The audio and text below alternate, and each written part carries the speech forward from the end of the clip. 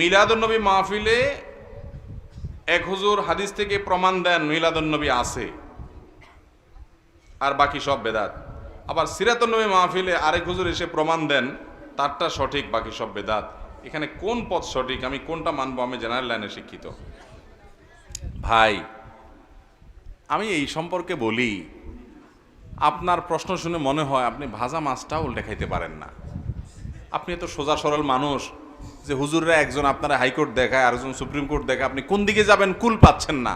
আপনি জেনারেল শিক্ষিত মানুষ, আপনি কোরআন হাদিস সম্পর্কে আপনার ধারণা নাই। হুজুররা আপনারা একজনে একদিক বলে, এই জন্য আপনি এখন দিশেহারা, আপনি বিরক্ত, আপনার মেজাজ গরম, হুজুররা এত রকম কথা বলে কেন? বাহ, এটা আল্লাহরে যা বলিয়েন কিয়ামতের দিন, আল্লাহ আমার কি দোষ? এই মৌলবীরা একটা একটা একদিকে টানছে, আমি কোন দিক যাব?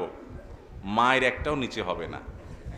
আল্লাহ বলবে দুনিয়ার সব ঠিকই বুঝছো, শুধু ইসলামটার বেলা আসলে হুজুরদের দোষ দিয়া বলছে, হ্যাঁ হুজুররা একটা বলে আমি কোনটা করব? ভাইরা আমার, এক এক হুজুর এক একটা বলবে, এটা স্বাভাবিক, এটা অস্বাভাবিক না। নবী করিম সাল্লাল্লাহু আলাইহি ওয়াসাল্লাম বলে গেছেন, ফাইন্নাহু মান ইয়াইশ মিনকুম বাদি ফাসায়ারা ইখতিলাফান কাসীরা, আমার পরে যারা পৃথিবীতে বেঁচে থাকবা তোমরা দেখবা নানান মত, এক এক হুজুর এক একটা বলে, এরকম অনেক কিছু দেখবা তোমরা। ওই সময় আমরা কি করব? নবীজি বলে গেছেন না, জান নাই? তিনি বলে গেছেন ফালাইকুম বিসুন্নতি, তোমরা দেখবা আমি কি করছি, রাসূল সাল্লাল্লাহু আলাইহি ওয়াসাল্লাম কি করছে। কোন হুজুর কি বলে দেখো, হুজুর কোরআন থেকে হাদিস থেকে রেফারেন্স দেয় কিনা, সম্ভব হলে মিলাও, বাংলা অনুবাদ হয়ে গেছে সব, এরপরে তুমি সেটা অনুযায়ী আমল করো। যদি আল্লাহ না করুক ভুলও হয় তোমার, তাও আল্লাহ মাফ করে দিবেন, কিন্তু হুজুরের দোষ দিয়ে পার পাবা। আমি প্রায় সময় বলার চেষ্টা করি ভাই, একটা এক্সাম্পল দিয়া। আচ্ছা, এই যে আপনারা তেল খান, সয়াবিন তেল, বিভিন্ন ব্র্যান্ডের তেল আছে না? তীর আছে, রূপচান্দা আছে, বসুন্ধরা আছে, ফ্রেশ আছে, হ্যাঁ পুষ্টি আছে, আর অনেকগুলো আছে না? কোনটা খাঁটি বলে? কোনটা বেশি খাঁটি? এটার কোনো উত্তর দেওয়া যাবে? কারণ সব কোম্পানির বোতলের গায়ে লেখা আছে 100% খাঁটি। আজ পর্যন্ত কোনো কোম্পানি পাইছেন যে বলে ভাই আমি 2 নম্বরই কথা বলি না, আমার 99% খাঁটি, 1% ভেজাল আছে? এরকম বলে কেউ? বলার সময় তো চান্দু বলে কি 100% খাঁটি। আপনি তখনও রাগ করে বলছেন যে এ বেলায় এরটা খাঁটি, এর বলে এরটা খাঁটি, এই বলে এরটা খাঁটি, এতজন এত কথা বলে, তো এটা তেলই খাবো না। শেয়ানা পাবলিক, এখানে তো এটা বলেন না। একদিন এটা কিনা খান, আরেকদিন ওইটা কিনা খান, দেখেন পেটে বুটবাট করে কিনা, ফুটফাট করে কিনা, শরীরের সাথে আপনার ম্যাচ করে গেছে, টাকাও মিলে গেছে, কোনোটা ভালো মনে হয়েছে আপনি সেটাই খান। ঠিক না? ঠিক। বিবেক খরচ করেন, বুদ্ধি খরচ করেন, বুঝার চেষ্টা করেন। দুনিয়াটা তো ভালোই বুঝেন মাশাআল্লাহ। শুধু আখিরাতের বেলা আসলে, ইসলামের বেলা আসলে শুধু হুজুরদের গায়ে সব দোষ দিয়ে আপনি ফেরেশতা হয়ে যান। আমরা কোন দিক যাব? বাহ, আল্লাহ আপনাকে আকল বিবেক দিছে না দেয় নাই? 7 সমুদ্র 13 নদী পার হইয়া নামটাও লিখতে পারে না, 1 2 3ও চিনে না, এই লোক সৌদি আরব চলে গেছে, আছে না নাই? পয়সার জন্য তো অনেক কিছু করতে পারেন। ইসলাম বোঝার জন্য কয় হুজুরের কাছে গেছেন, কয়টা কিতাব খুলছেন, কয়টা কোরআন খুলছেন, হুজুরের কাছ থেকে দলিল খুঁজছেন, ভালো করে 10 হুজুরের কথা শুনে কোনটা সঠিক মনে হয়, কোনটা নবীজির সাথে মিলে, কোরআনের সাথে মিলে, এটা একটু যাচাই করার চেষ্টা করি, একটু চেক করার চেষ্টা করি, ক্রস চেক করার চেষ্টা করি, কয় জায়গায় গেছেন। আল্লাহর কাছে কোনো জবাবদিহি করা যাবে? 50 টাকার একটা লাউ, এটা কেনার জন্য টিপতে টিপতে টিপতে লাউরে এমন 12টা বাজান বাজাইছেন যে লাউ বেচারা বেচতে বসছে, সে বলে ভাই কিনলে কিনেন, না কিনলে নাই, খবরদার নখ দিবেন না। ঠিক না ভাই? ঠিক। যে 50 টাকার লাউটা কিনবো, এটা যেন ভেজাল না হয়, এই জন্য আমি টিপা দেখি, তাই না? আলু পটল কিনেন, এত চেক করেন। আমাদের কাছে ইসলামটার দাম আলু পটল আর লাউ চাইতে কম হয়ে গেছে। যে যাচাই করার দরকার, যাচাই বাছাই করার দরকার নাই, চেক করার দরকার নাই, চেক করার জন্য কষ্ট করতে রাজি না। লাউর পিছনে যত কষ্ট করি, যত টিপ দেই, হুজুরদেরকে এত টিপি টিপি দেখি না, হুজুরেরটা ঠিক না ওরটা ঠিক। ঠিক না ভাই? ঠিক।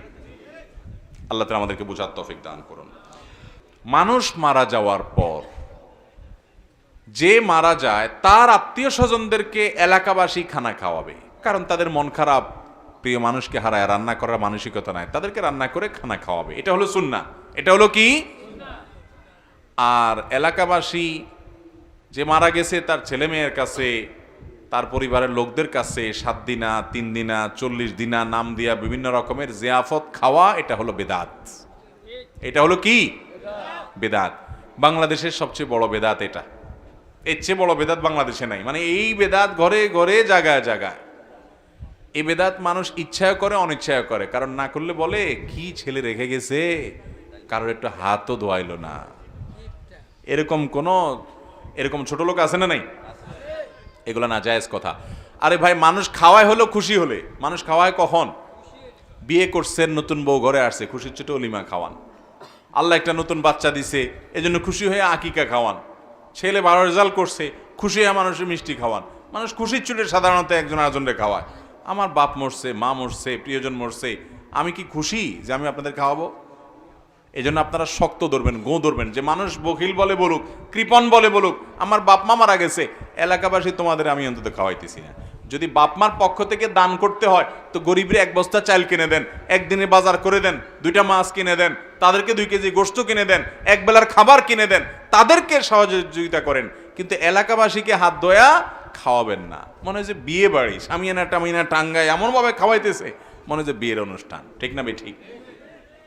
এটা হিন্দুদের শ্রাদ্ধ থেকে আসছে। একটু পড়ালেখা করেন, ঘাটেন, দেখবেন পাবেন।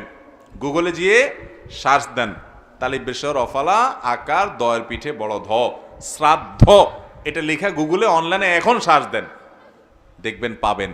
কি হিন্দু ধর্ম মতে কোনো মানুষ মারা গেলে ওই মৃত মানুষের তরফ থেকে আত্মীয় স্বজনরা যদি লোকজনকে না খাওয়ায়, তাহলে তারা মনে করে ওই লোক স্বর্গে খাওয়ান পায় না, এজন্য খাওয়ান লাগে। ওই জিনিস তাদের মধ্যে আছে, তাদের ধর্ম তারা পালন করুক, তাদের ব্যাপার। কিন্তু আমরা মুসলমানরা তাদেরটার অনুকরণ করতে পারি না, এটা মূর্খতা। নবী করিম সাল্লাল্লাহু আলাইহি সাল্লাম মারা যাওয়ার পরে সাহাবারা কত কষ্ট পাইছেন বলেন। ওনারা মদিনাতে কয়টা গরু, কয়টা ওঁট জবাই করে মানুষ খাওয়াইছেন, খবর বাইর করে, তারা জাল হাদিস বাইর করেন তো পান কিনা? পাবেন না। ওমর রাদিয়াল্লাহু মারা গেছেন, আবু বকর মারা গেছেন, সাহাবীরা সিনিয়র মারা গেছেন, আম্মা জান আয়েশা মারা গেছেন, রিদওয়ানুল্লাহি তাআলা আজমাইন। কই সাহাবীরা কেউ জিয়াফত করছেন? দেখেন তো দেখি। এটা মুসলমানদের কালচার না, কিন্তু এটা বুঝান যায় না মানুষকে। আল্লাহ তাআলা আমাদেরকে বুঝার তৌফিক দান করুন। আপনার বাবা মারা গেছে, তাদের তরফ থেকে একটা মসজিদ বানায় দেন, মসজিদে একটা কিছু করে দেন, মাদ্রাসায় একটা কিছু করে দেন, একটা গাছ লাগাই দেন, একটা গরিবের একটা রিক্সা কিনে দেন, একটা কালভার্ট বানায় দেন, একটা সদকা জারিয়ামূলক কোনো কাজ করে দেন, এটার সব তিনি পেতে থাকবেন। এই অযথা 3 দিন 40 দিন দিন ঠিক করে, ক্ষণ ঠিক করে মানুষ ডেকে জিয়াফত খাওয়াবেন, শ্রাদ্ধ অনুষ্ঠান অনুসরণ করে, এতে সব হবে না, বরং কি হবে? গুনাহ হবে। আপনাদের এলাকায় এটা হয়নি? হয় মানে ঘরে ঘরে হয়। ঠিক না ভাই? ঠিক। কিপটা বলে বলুক, কিন্তু আমি অযথা টাকা নষ্ট করব। এন মুরব্বীরা বলবে কি দিন বার হয়েছে, হুজুররা কি এর মাসালা বার করে, খানা দানাও বন্ধ করে দিব বলে। হ্যাঁ, ও হুজুররা আরো বেশি করে খাইতে, তো যে হুজুর বেশি বলে বুঝতে হবে ওনার এখানে কি আছে, পাত্তির কামসাম আছে, ব্যবসা বাণিজ্য আছে। আল্লাহ তাআলা হুজুরদেরকে হেদায়েত দান করুন।